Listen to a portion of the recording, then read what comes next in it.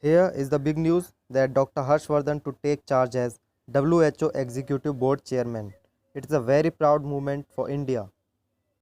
The WHO, a specialized agency of the United Nations responsible for international public health, is currently at the forefront of global efforts towards containing the novel coronavirus pandemic.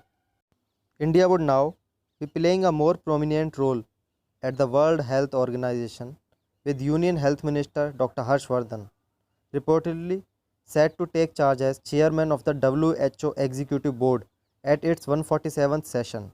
Dr. Vardhan would succeed Hiroki Nakatani of Japan, currently the chairman of the 34-member WHO Executive Board. The WHO, a specialized agency of the United Nations responsible for international public health, is currently at the forefront of global efforts towards containing the novel coronavirus pandemic. India is a member state of the Southeast Asia region at the WHO. Last year, the bloc had unanimously decided that India's executive board for a 3-year term beginning May. The WHO is governed by two decision-making bodies, the World Health Assembly and the Executive Board. The agency's headquarters are located at Geneva in Switzerland. India became a party to the WHO Constitution on 12th of January 1948.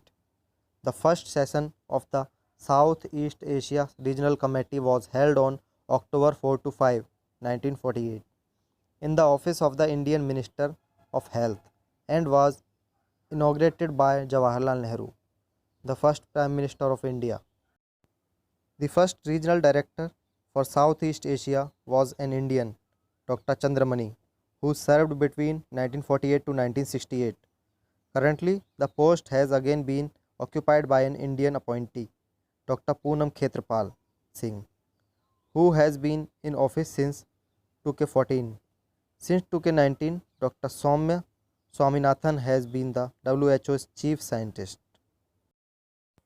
According to the WHO website, the board is composed of 34 members technically qualified in the field of health, with members being elected for 3-year terms. The Health Assembly is the WHO's decision-making body and it consists of 194 member states. At the main board meeting held in January, the agenda for the forthcoming Health Assembly is agreed upon and resolutions for forwarding to the Assembly are adopted. A second shorter meeting is held in May, immediately after the Health Assembly, for more administrative matters. The main functions of the board are to give effect to the decisions and policies of the Health Assembly, to advise it and generally to facilitate its work.